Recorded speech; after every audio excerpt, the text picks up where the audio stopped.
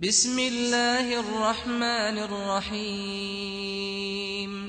الحمد لله حمدا كثيرا طيبا مباركا فيه كما يحب ربنا ويرضى. أشهد أن لا إله إلا الله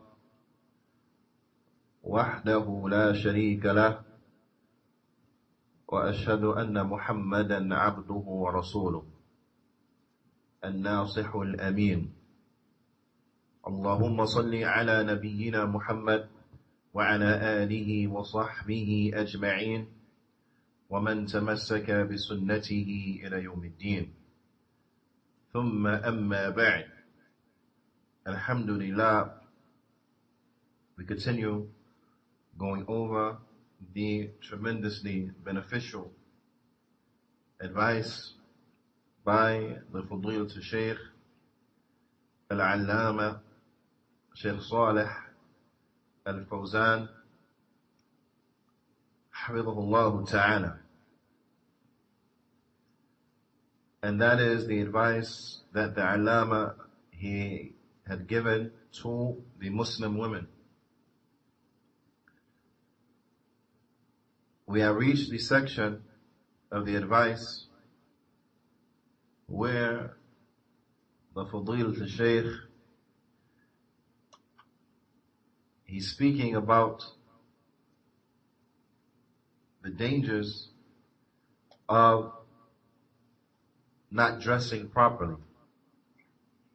The dangers of not dressing in a proper fashion.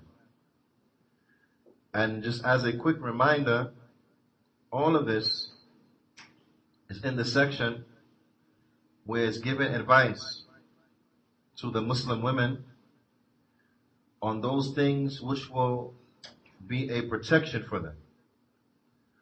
Those things which will safeguard them if they were to follow and implement these rules and these regulations. Now, so it is important that one, the Muslim women, they pay very close attention to the likes of these topics, and also for the Muslim men, that they also pay very close attention to the likes of these topics so that they may convey them to those Muslim women who are within their households so that they may benefit. Now, and as relates to these type of affairs, it is very important that not only the women they take advantage and they pay close attention, but also that the men they take advantage and as well they pay attention, because they will be unable to convey the likes of these things if they themselves are unaware of them. If they themselves are unaware of these things, if they themselves don't know the likes of these things, then they will be incapable of properly conveying that in which they themselves are impoverished of. Now, as the famous statement it goes, الفاقد شيء لا يعطيه, that the one who is deprived of something, then he will not have the ability to give it. The one who is deprived of something, then he will not have the ability to give it. So it is a must that we take these issues very serious. Just as a reminder, the Prophet ﷺ, he said in that hadith that is authentic and has been collected by Imam Muslim, and it's from the hadith of Abu Hurairah. So the hadith has been collected in Sahih Muslim. And it's from the hadith of Abu Huraira.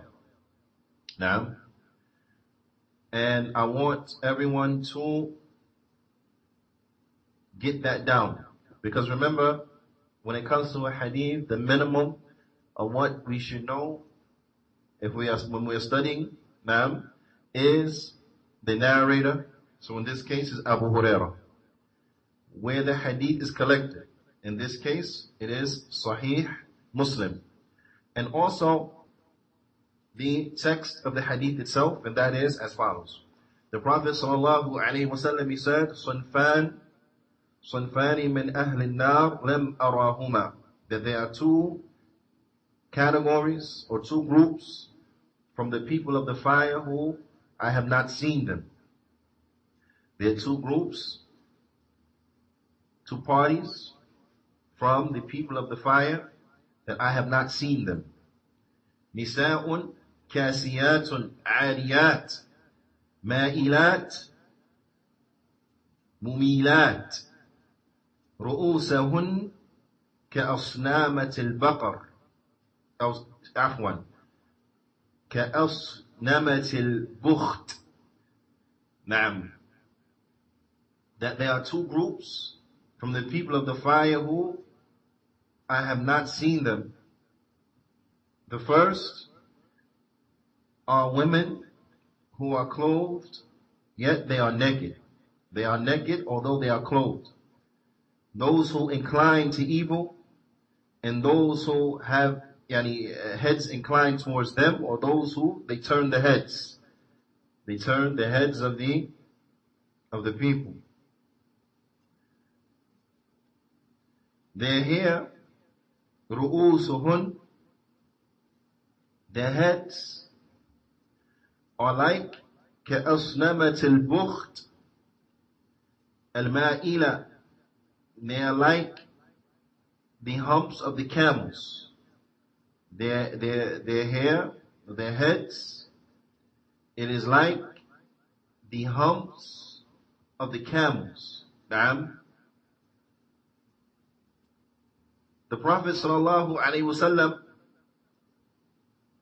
he said about the likes of these women who they are seductive, they're inclined towards evil, they are head turners. Now, they go out clothed, but yet naked. Or in other words, let's reverse that. They go out naked, yet they have clothes on them. Now, and they will have this hair that will be like the high humps of the camels. The Prophet ﷺ, he said, لا يدخلن الجنة ولا يجدن ريحها. That they will not enter into Jannah, nor will it reach them the fragrance of Jannah. They will not enter into Jannah, nor will it reach them the fragrance of Jannah.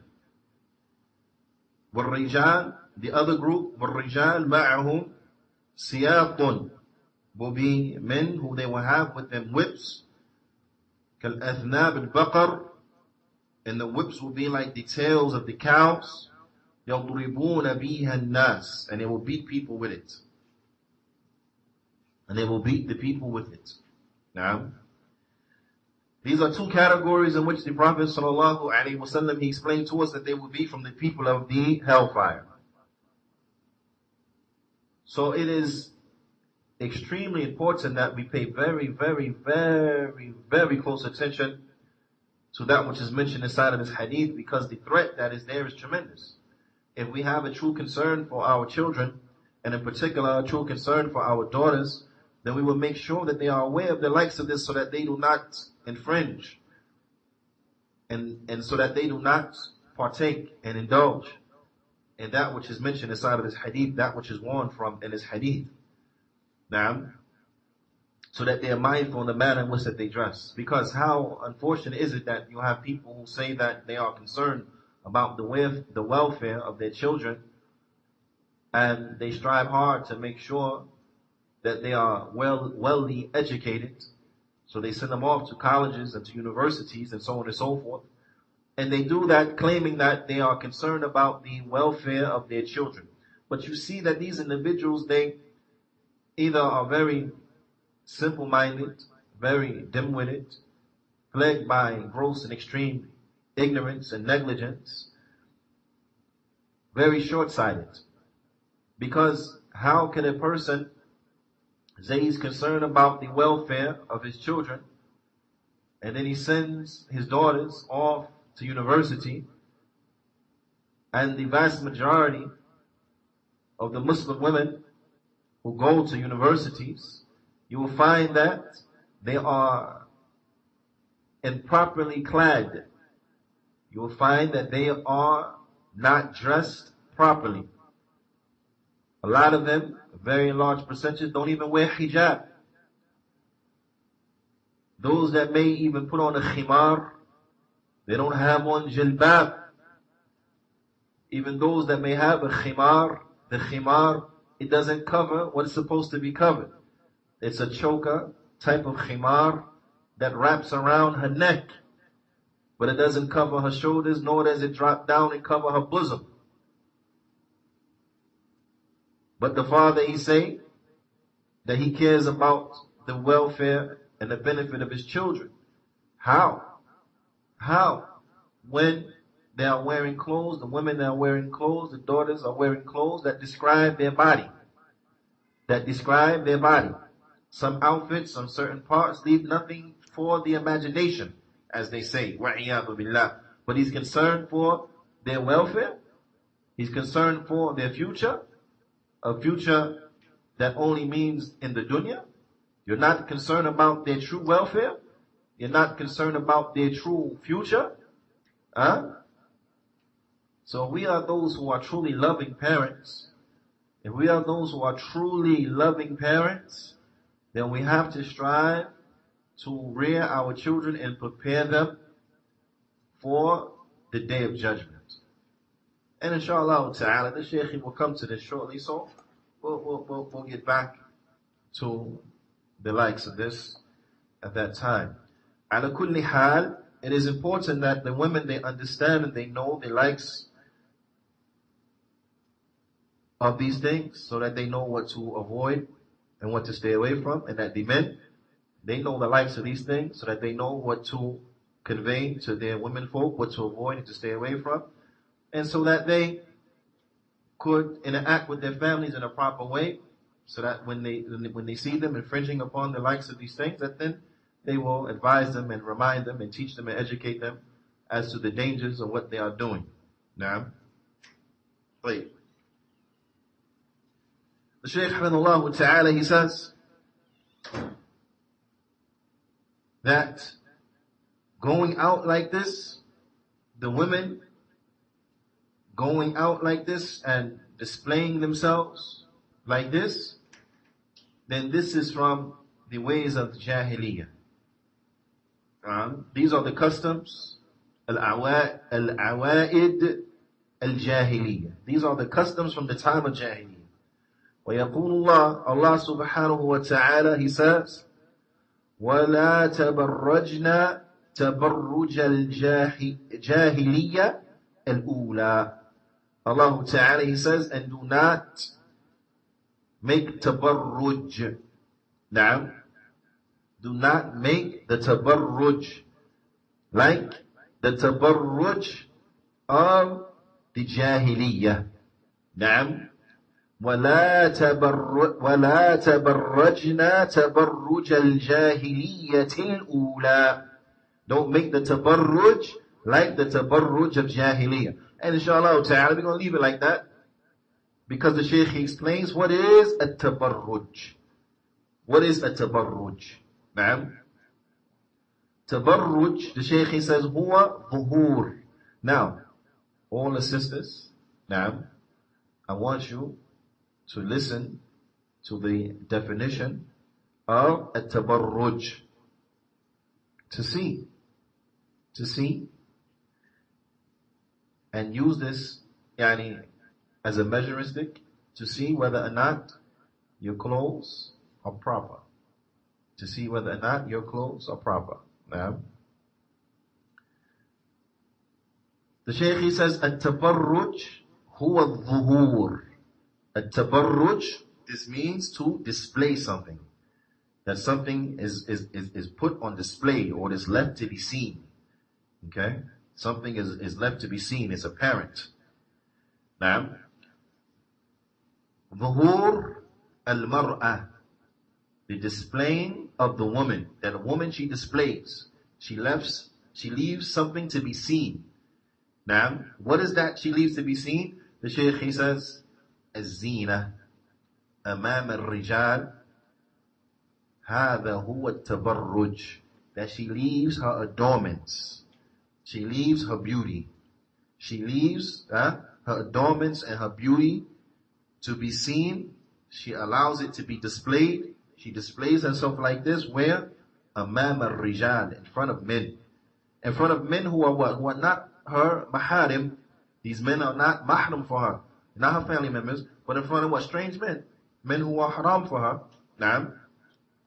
Meaning haram to be looking at her like that, and so on and so forth. This is tabarruj. This is tabarruj. Naam. So reflect upon that, because at tabarruj, Allah subhanahu wa ta'ala, He has forbidden it. It is forbidden. Naam. طيب. The Shaykh, he says, فَالْمَطْلُوبُ, so that which is required, مِنَ الْمَرْأَةِ إِذَا خَرَجَتْ, from the woman, when she goes out from the house, that which is required from her is that أَن تَخْرُجَ غَيْرَ مُتَبَرِّجَ, is that she goes out and she's not exposing her adornments. She goes out and she's not exposing her adornments. Listen to this now. The Shaykh, he says, حَتَّى إِنَّ اللَّهِ سُبْحَانَهُ وَتَعَالَى نَهَى أَكَبِيرَاتِ السِّنِّ الْكَوَاعِدِ عَنِ التَّبَرُّجِ. Then I want you to follow I want you to pay attention and follow the thought pattern of the Shaykh. I want you to follow the logic, okay? Because the Shaykh, he says, even to the extent that Allah subhanahu wa ta'ala has prohibited and has forbidden at-tabarruj. He has prohibited and He has forbidden that the adornments be openly shown by the women who are very old and past the age of childbearing. Even the women who are very, very old, senior citizen women, na'am, Allah subhanahu wa ta'ala, He has forbidden even for them at-tabarruj. So even for the old women who are past the age of having children, past the age of wanting to be married, or anybody even wanting to marry them. Okay? Even them, they have been prohibited from at-tabarruj. And this can be found, and before mentioning that, the first ayah that was mentioned in today's class, وَلَا تَبَرَّجْنَا تَبَرُّجَ الْجَاهِلِيَّةِ الْأُولَى, and do not display yourself like the display of the time of Jahiliyyah. This can be found in Surah Al-Ahzab in its verse 33. In Surah Ahzab in its verse 33. This particular ayah, getting back to what we're speaking about right now, that prohibits even the old women from a tabarruj, then this can be found in Surah An-Nur in its verse 60, where Allah subhanahu wa ta'ala, He says, وَالْقَوَاعِدْ مِنَ النِّسَاءِ اللاتي لا يرجون النكاح فليس عليهن جناح أن يضعن ثيابهن غير متبرجات بزينة. And as far as the elderly, senior citizen women who are past the age of childbearing, who do not expect wedlock, they don't expect to be married. They are so old, they are لا يرجون نكاحا, They're so old, they don't desire marriage anymore. That's how old they are. فَلَيْسَ عَلَيْهِنْ جُنَاحٌ. So there is no problem for them.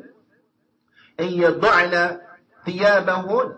There's no problem for them to loosen their, there's no problem for them if they were to loosen their thiyab, meaning to discard the outer garment. Now, to discard the outer garment. But it has to be what? In such a way of what? غَيْرَ مُتَبَرِّجَاتٍ بِزِينَةٍ. In such a way that they are not showing off their adornments. So even though they can loosen their clothes and discarding of the outer garment, right? But it still has to be in a way where they do not show off their adornments.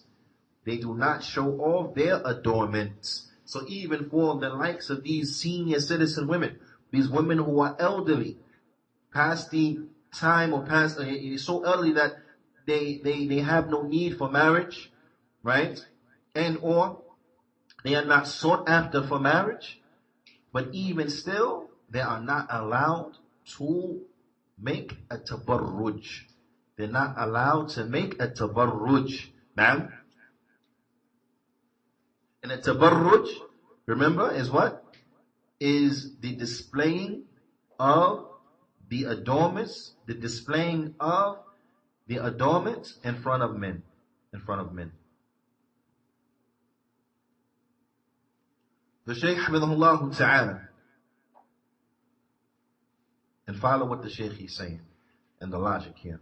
He says, فَإِذَا كَانَتْ الْكَبِيرَةِ مِنْ الْقَوَاعِدِ اللَّاتِي لَا يُطْمَعْ في نكاحها لكبرها منهية عن التبرج بالزينة فكيف بالشابة كيف بالجميلة كيف بالمرأة التي يطمع فيها كيف تبرج كيف تتبرج.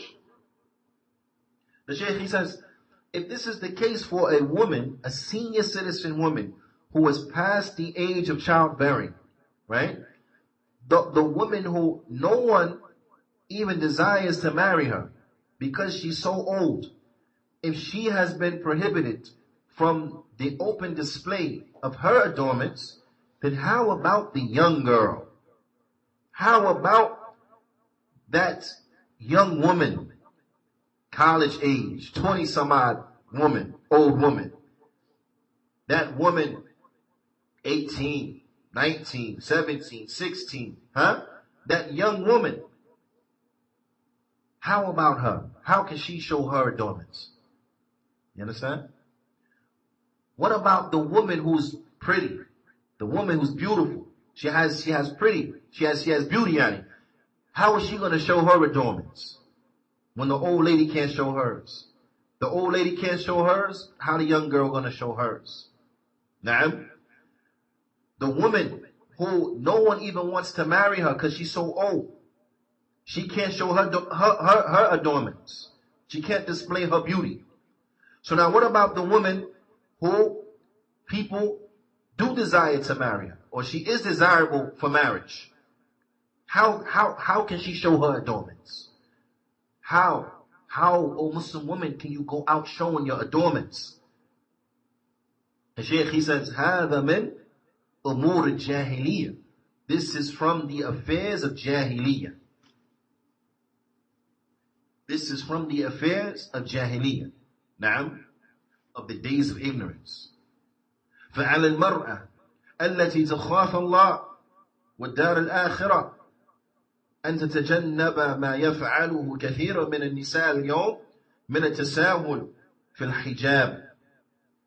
The Shaykh says, so thus it is binding, it is mandatory upon the woman who has fear of Allah. She fears Allah and she fears the last day. She fears, Juyaanee, what's going to happen to her on the last day. Right? That she stays away from. That she completely avoids. That which many of the women they do today, and that is being lackadaisical in the manner in which they cover. Na'am. How sad is it, sisters? I want you to really think about this now. For those whom Allah subhanahu wa ta'ala has guided to dressing properly, thank Allah subhanahu wa ta'ala. For those who, what I'm about to say is applicable to you, fear Allah and you should be ashamed of yourself. How sad is it?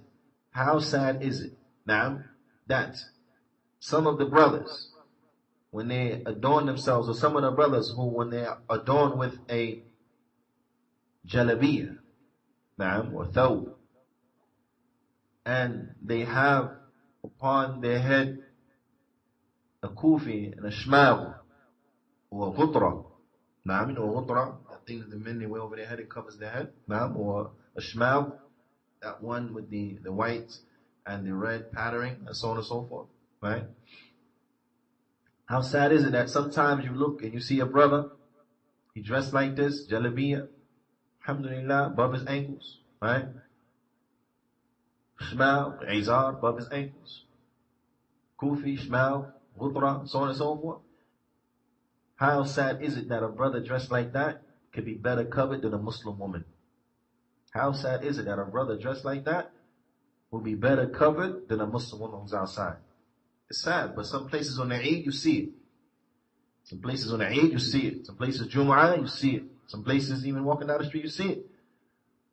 That the man clad like this is more covered than a Muslim woman? It should never be the case, ever. And if this is something that is applicable, if you didn't know, you didn't know. But now you know. So don't let this ever happen again. Ma'am. If you had some type of idea, you had a hint to it, and you still was like that, then shame on you. Shame on you. You should know better. Now, and if you knew better, khalas. And you didn't do it, nothing else needs to be said. Fear Allah. Fear Allah Azza wa Jal. So it is incumbent that the women who they fear Allah and they want to prepare for the last day, they have to avoid these things. Ya ibad. We believe in the last day, we need to act like it. We believe it's going to be Yawmul Qiyamah, we need to act like it. We believe that Allah subhanahu wa ta'ala is going to question us about everything that we do, we need to act like it. We believe that those people who their sins outweigh their good deeds, meaning what? Those Muslims who their sins outweigh the good deeds, then they may have to go to the hellfire to be cleansed of this sin. We believe that. So we need to act like it. We believe that those Muslims, because see, for the kuffar, they have no good deeds. Kuffar ain't got no good deeds. But for the Muslims, those Muslims who their good deeds outweigh their bad deeds, these are the ones who will be successful. We need to act like it. The Shaykh, Hafidhullah Ta'ala, he says, من التساهل, those women who are lackadaisical, في اللباس, في لباس الزينة, عند الخروج, those women who they are lackadaisical, they're wearing the clothing of adornment when they go out their houses. They're wearing all these beautiful and eye-catching and decorative type of clothing when they go out their houses and the like. They need to be mindful of this and to fear Allah Azza wa Jal. To fear Allah Azza wa Jal.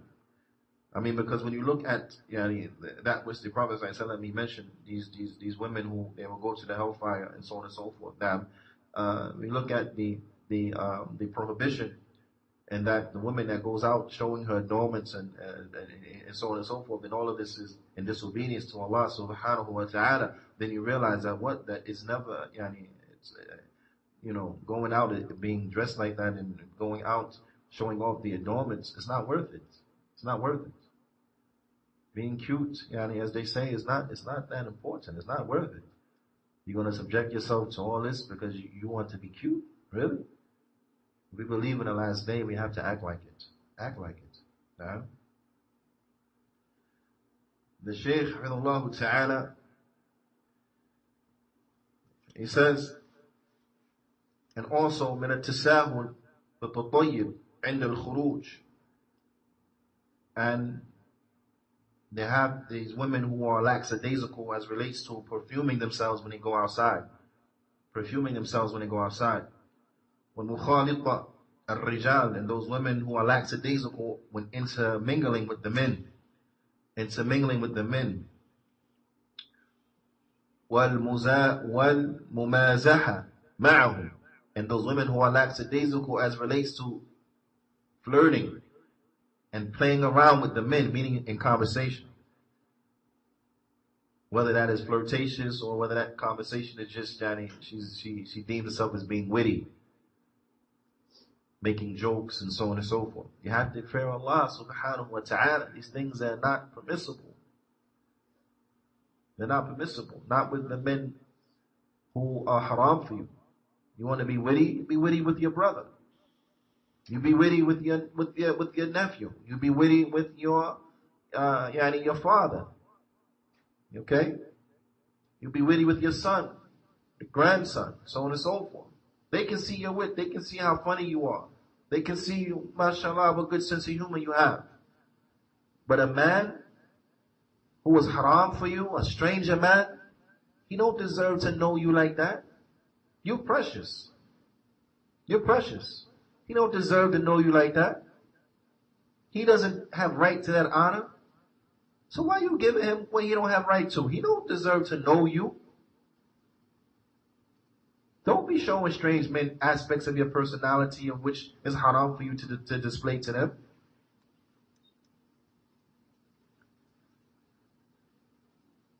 So we have to be mindful, and the sisters have to fear Allah. And the brothers have to fear Allah. والله سبحانه وتعالى يقول للنساء النبي. And Allah Ta'ala, listen, Allah Ta'ala, He says to the wives of the Prophet. Remember, the wives of the Prophet, they are the examples for the Muslim woman. They are the examples for the Muslim woman. Allah Subhanahu wa Ta'ala commanded the wives of the Prophet Sallallahu Alaihi Wasallam وَرَضِيَ اللَّهُ تَعَالَى عَنْهُنْ فَلَا يَخْضَعْنَ بِالْقَوْلِ فَلْيَطْمَعِ الَّذِي فِي قَلْبِهِ مَرَضٌ وَقُلْنَا قَوْلًا مَعْرُوفًا. Allah Ta'ala, He says what means, and do not be soft in your speech. Do not be soft in your speech. تَخْضَعْنَا نعم فَلَا تَخْضَعْنَا بِالْقَوْلِ. Do not be soft and in your speech. And also the ulama of tafsir, they mentioned what enters into this. Softness in speech is don't speak in a manner that may give indication that a man can have his way with you, right? Like you speak in such a subjective manner that it gives the man an indication that she will go for what I present to her. I don't know if that makes sense. I don't know of a better way to say it, but is to speak in such a way where it gives the indication that I'm willing if you're willing, for lack of a better term. So you don't speak in a manner that is soft in speech, a manner that could be misinterpreted, a manner that could be seen as being other than what it really is. You understand what I'm saying? Shouldn't talk in this manner. It's not permissible. Allah Ta'ala, He tells our mothers, فَلَا تَخْضَعْنَا بِالْقَوْلِ. Do not be soft in your speech. Why? Because what happens if you're soft in your speech? فَيَطْمَعَ الَّذِي فِي قَلْبِهِ مَرَضٌ. Because it will move the man who has a disease in his heart, the man who has a sick heart. Because a woman, she may say, well, I didn't mean nothing by it. You understand? But women, there are two voices that you have, maybe more women, but generally, right? There are two voices that you have. You got that voice, that regular voice, right? And then you got that voice when you're talking to your husband at special times. And you know what I mean. You understand? You don't speak at those times with your regular outside voice. The same voice that you have when you're trying to, at the cashier aisle or whatever, and you're buying something. That's not the voice you talk to your husband at that time in. You understand what I'm saying? And you know what I mean. So the point is that even if you yourself didn't mean anything by it, but when you talk in that voice to somebody else who's not from your maharam, who's not your husband, and so on and so forth, it is possible that you're talking to a person that's sick. So Allah Ta'ala, He says, فَيَطْمَعَ الَّذِي فِي قَلْبِهِ مَرَضٌ, because it may move the one who has in his heart a disease. The ulama, they explain that the individual who got in his heart a disease for fornication, a disease for adultery, a disease for illicit sexual acts, that such an individual, he is moved by the slightest provocation. Such an individual, he is moved by the slightest provocation. It don't take much. You understand what I'm saying? So, we have to be mindful, especially in this day and hours, that there's some sick individuals walking around the earth. Okay? So from those things that will protect the Muslim woman is that what? Is that she is not soft in her speech. She is not soft in her speech. And this is, again, does not mean that because a woman, she may have a soft voice. You understand what I'm saying? Naturally. This does not mean softness in that manner, but it means, and you know what it means, speaking when you're outside talking to these strange men, the way you talk to your husband at special times. Talking in that type of easy, type of way, soft type of way, this is what is intended. This is what is intended. So when you speak to men, you have to speak to them in your regular voice. Straight to the point.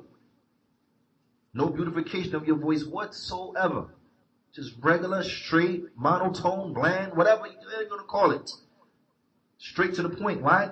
Because so that you don't move and incite the one who has a disease inside of his heart. Because you got to remember too, the one who got a disease in his heart may not necessarily be the one who you're talking to. Might be one who overhears you. Might be one who overhears you. Overhears you talking with the clerk. He overhears you talking with this one. He overhears you talking with that one. And in his mind, he's like, oh, it's like that. Wait, you understand? So Allah Ta'ala, He says, وَقُلْنَا قَوْلًا مَعْرُوفًا. So say a word that is good. Speak in an honorable manner. But rather speak in an honorable, noble, wholesome manner. This is extremely important. This is extremely important. وَإِذَا احتاجت المرأة إلى المخاطبة الرجل الذي ليس من محارمها تخاطبه ولكن بكلام معتاد ليس فيه خضوع واللين وممازحة ومضاحكة وإنما يكون كلاما عاديا بقدر الحاجة سؤال والجواب بقدر الحاجة فقط. The Shaykh, he says, so thus, if a woman has to speak to a man, then she should communicate with him. Or if she has to speak to a man who's not from her maharam, then she should communicate with him and speak to him. Normally, not in a way that has in it that type of softness, that type of voice, nor should it be all sweet, nor should it have in it joking, nor should it have in it that which is funny and making him to laugh. Now, but rather she will speak with speech that is normal and with the proper amount of speech that is necessary for what she needs. And she doesn't go beyond that. But she speaks within the boundaries of what needs to be spoken about, and then that's it. Asking a question or giving an answer to the extent that is necessary. نعم لا بتبسط ولا بالضحك ولا مزح ولا بترخيم وتزين للصوت. And she does not speak in a way that she's all smiling, smiling and all this, like, and not giggling and laughing and playing around and gesturing and making jokes, nor speaking in a soft manner, nor beautifying her voice. نعم, nor beautifying her voice. فَيَطْمَعُ الَّذِي فِي قَلْبِهِ مَرَضُ الشَّهْوَةِ. Because the person who has the disease in his heart for desires, the person that has a disease of fornication in his heart, the disease of adultery in his heart, the disease of illicit sexual acts inside of his heart, he will be moved by that. He will be moved if he hears that. Now, remember, the ulama mentioned the slightest provocation moves these sick individuals. The slightest provocation moves these sick individuals. And she will speak and she would leave on all of these things in the speech. Meaning, she's not joking around. She's not giggling and all this stuff. She's not making jokes. She's not making a man laugh. She's not beautifying her voice. She's not speaking in such a subservient and manner and so on and so forth. Huh? And this is what she'll avoid these things in implementing the statement of Allah subhanahu wa ta'ala, وَقُلْنَا قَوْلًا مَعْرُوفًا, and speak to them in an honorable manner. Address them in an honorable manner. Speak to them in a good, honorable way. Straightforward to the point, and then that's it. Ma'am? So it is a must that the women, they fear Allah Jalla wa'ala. They have fear of Allah Azza wa Jal. And they avoid the likes of these things. Because avoiding the likes of these things, it will be for their benefit, ma'am, and the benefit of society as a whole. But in particular, remember, the Shaykh has mentioned those things that will safeguard, help, and protect the woman. They will safeguard, help, and protect the woman. Ma'am. So it is incumbent that the women, they do not subject themselves to any type of unsolicited advances and so on and so forth from the sick individuals inside of the society. Ma'am. So by them implementing these rules and abiding by these rules and these regulations, they will safeguard themselves from the likes of these unsolicited advances that may come from the sick individuals. And it is upon the women to be mindful of these things, because it may be an individual who is very, for lack of a better term, has a very bubbly personality, naturally.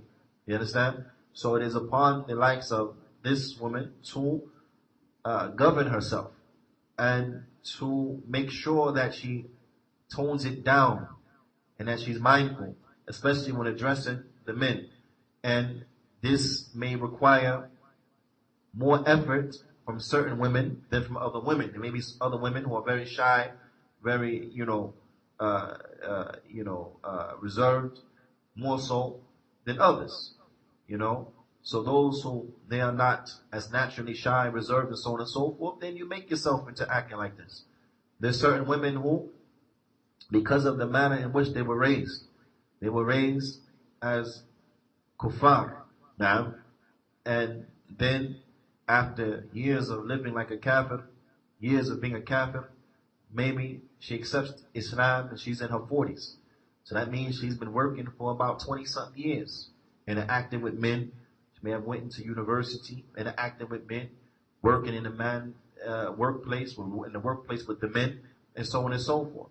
And those in that situation, and I know, and we all know, the ramifications that has upon a person's character, and how that has negative effects upon a person's shyness. So you don't find women who have come up in that setting generally shy. It's unfortunate to say, but this is the reality. Now, and you put anyone through the likes of that, and the shyness is ripped away from them. So you don't find that they're shy. They generally, they don't have a fear of talking to strange men. They're very outgoing. They're very direct, and so on and so forth. Now, so then they accept Islam, 30-something, 40-something, maybe late 20s. They accept Islam, maybe mid-20s, but they had some of this in their background and so on and so forth. So from this behavior, this upbringing. So it is upon them to be even more mindful and to be even more diligent and observant and vigilant upon their character, knowing how they have to be more mindful and governing themselves, more mindful and checking themselves, more mindful and have this on their mind more to act in a way that is good, in a way that is best. Because also from living that lifestyle, they know from experience how when you don't implement these things, how it'll bring to you unsolicited advances and unwanted attention, and so on and so forth. Now, they have experienced this and they know better than me. So the point is that those who had this background, then you have to be even more mindful. You can't say, oh, this is just me. No, you have to be more mindful. You have to be more mindful. And you have to fear Allah subhanahu wa ta'ala as relates to yourself. And fear Allah subhanahu wa ta'ala as relates to the society around you. You have to fear Allah azza wa jal. You have to fear Allah azza wa jal. And you have to police yourself. And you have to check yourself. And you have to watch your behavior. And you have to make sure that you are training yourself to comply to the rules and regulations. Because this is what it means to what? To be a Muslim. That we submit ourselves. We submit ourselves to Allah subhanahu wa ta'ala bit-tawheed wal-qiyadu lahu bit-ta'ah. That we submit ourselves to Allah subhanahu wa ta'ala with the tawheed. And we worship Him and Him alone. And that we comply. We submit ourselves and we make ourselves comply to the obedience of Allah Azza wa Jal, wal-bara'a min ash-shirk wal-mushrikeen, and that we disavow ourselves from polytheism and we disavow ourselves from the polytheists. Na'am. And disavowing ourselves from the polytheists, that is in every which way, shape, and form. We disavow ourselves from the polytheists, from what they are upon, from their shirk, na'am, from what they are upon, from their kufr, and that shirk and that kufr extends to what? To their lifestyle. Lakum dinukum waliya deen. To you be your way and to me is mine. To you be your religion, to me my religion. To you be your lifestyle, to me my lifestyle. The lifestyle of the kuffar, we disavow ourselves from that. We don't want nothing to do with that. Na'am. We don't want nothing to do with the shirk. We don't want nothing to do with the kufr. We don't want nothing to do with none of that type of lifestyle. So all of this enters into that, and it's important that we remember that. And that a person will say, well, that's just me, that's how I am. No. You change yourself. You change yourself for what? For the better. You change yourself for the better, and Allah subhanahu wa ta'ala, He'll reward you for it. Allah, He will reward you for it tremendously. And then the Shaykh Hamdulillah ta'ala, he gets into the another topic. I was hoping that we were able to cover it today, but out of fear of going too long, we're going to save it to the next time. And that is as relates to the education and the women being diligent upon, of course, educating themselves, and then to make sure that they are raising the children and conveying to them and teaching them that which is proper. But inshallah ta'ala, we will save that until the next class. بإذن تعالى فنتوقف هنا ونكتفي بهذا القدر. وصلى الله وسلم على نبينا محمد وعلى آله وصحبه أجمعين.